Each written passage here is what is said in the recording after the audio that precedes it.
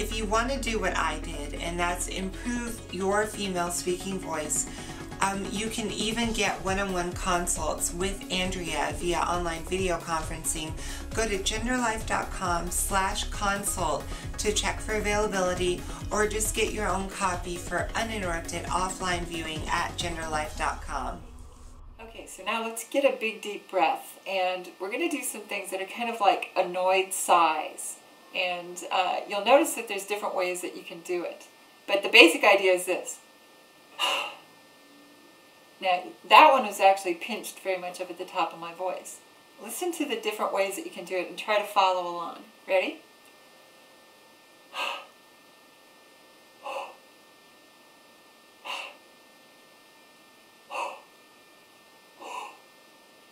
And there's one that if you do it low enough, it almost sounds like you're running out of air, like this.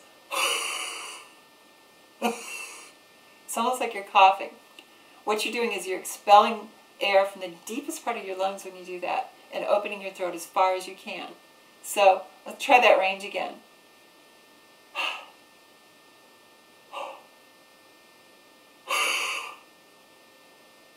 That's using all those muscles supported by the breath that we want. Now, I know that some of these may be a little hard to hear on the video, but if you're doing it, with your tape recorder, you may be able to hear what I'm trying to tell you. We're going to do some sounds, but with different vowel shapes using our mouths, because all we're doing when we change the shape of our mouths is that's how we create different vowels. So we're going to do a long E, a long I, and a long O with the So, first we go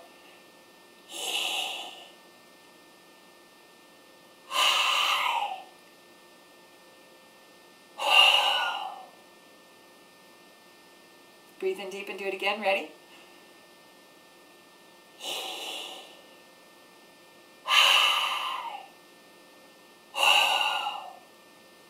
And you can feel your throat muscles actually changing, as well as the mouth shape.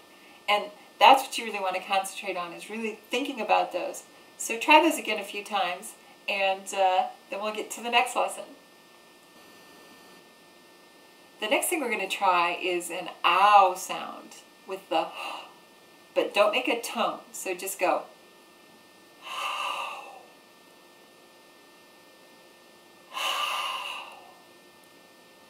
And you'll feel, besides moving your mouth, try to concentrate on your throat and what's happening there. What you're doing is you're actually constricting the shapes and making different vowels. And without the tone, you can kind of feel it a little better. Okay, the next one that we're going to do is actually the most important of the non-tone sounds we're going to do. And that's an ah sound, but without the tone. So just go like this.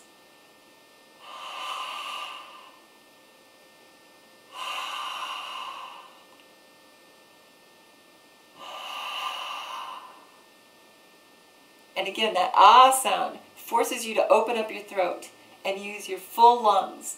And that's the way we want our throat when we add tone, which is what we're going to do right now. This is going to sound really breathy at first, and that's okay. We're going to overcorrect it first. It's almost like when you learn a foreign language, you overpronounce the words at first, and then eventually get into the way that people normally speak. That's what we're going to do here. So we're going to add tone to our, but it's going to be really breathy. And the way we're going to do that to make sure that you're staying breathy is to hold our hands in front of our face so that we can feel that warm air hitting our hands. Ready? And what we're going to do is just add some tone, whatever tone you want. I'll do a pretty low one. Now you should actually feel the warm air hitting your hand. If you don't, then you're doing something too pinched. So let's just try a few more. Ready?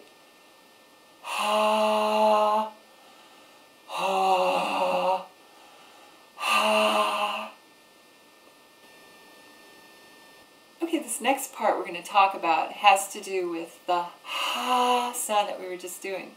If you're doing that sound and adding tone, there's a certain point in your voice as you go up where you can no longer hold that ha, And that's where you've reached what's called your falsetto. It's also called your break when you're singing. And what it is a point where you can no longer hold your natural resonance and your voice skips into another register where it's using a really pinched nasally sound. There's some popular singers that have used it, you know, like the Bee Gees or Frankie Valli.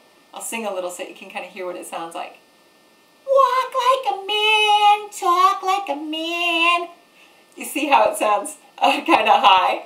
And then, you know, the Bee Gees, it's like, you can't tell by the way I use my walk, I'm a woman's man. I don't know why all these falsetto songs have that man thing going in them, but they do, and, you know, that's why we want to avoid it.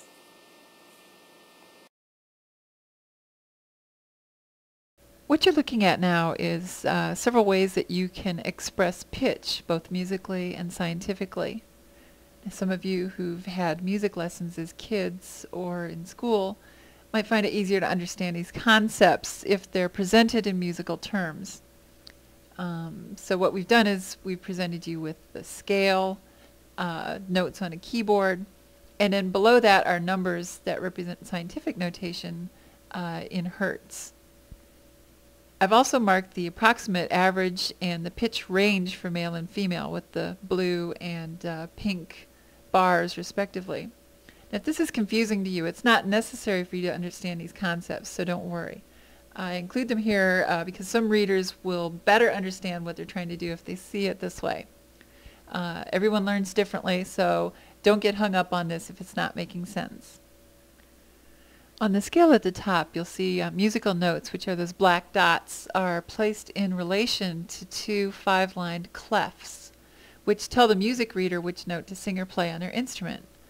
A scale is just the basic vocabulary of music, much like letters are the basic components of spoken language. In fact, they're so similar that music notes are assigned letters from A to G, after which they repeat.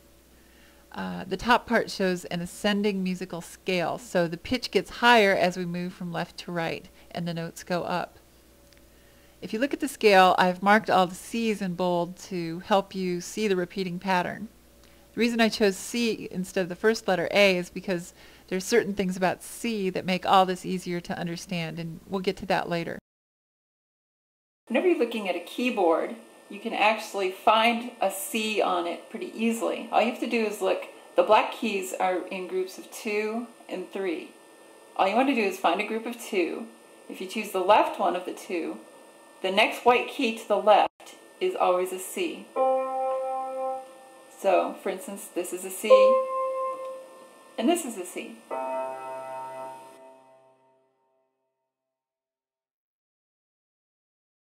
Now, if you look at the way notes are arranged on the diagram in your booklet, you'll see that they're in ascending order up a scale. And a scale is just playing the notes in order up from an octave or going as far up as you want to. So it would be like this.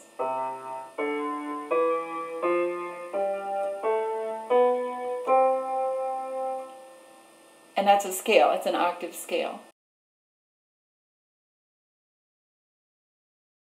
Now the distance between one C and another C is called an octave because there's 8 notes in between. Like for instance, if you want to hear what an octave sounds like, the first 2 notes from Somewhere Over the Rainbow from The Wizard of Oz is an octave. So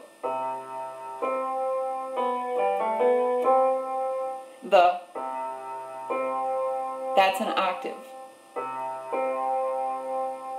Basically, male voices are about an octave lower than female voices. So a male voice would be down here and a female voice would be up here.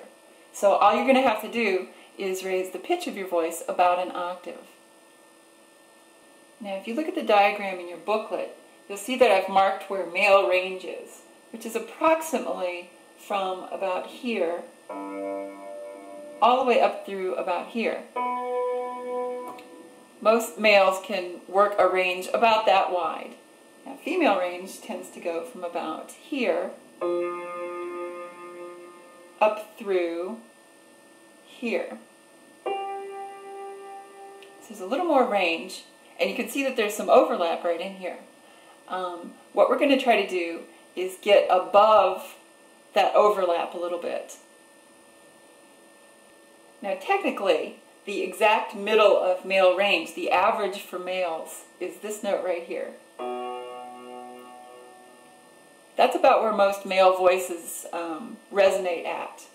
What we're going to try to do is get closer to the female range, and the exact average is this. You can see in your booklet that's marked as a pink note, and this is the A key that's just below middle C. Now what we're going to do during these exercises is actually use middle C as our reference point, and that's this note. We're going to overcorrect a little bit because it'll help you sort of stay up in this part of the range rather than dipping down into the overlap part.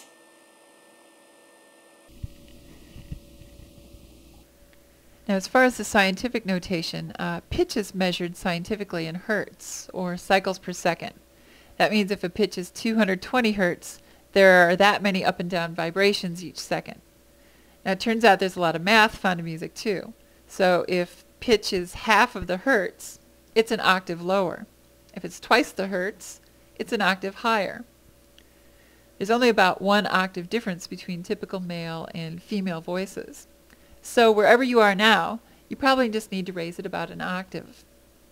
Now, average female pitch is about 220 hertz, which corresponds almost exactly with the A, that's 2 white keys below middle C.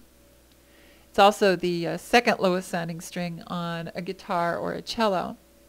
Now we're going to overcorrect a little bit and use middle C as our target note. Now that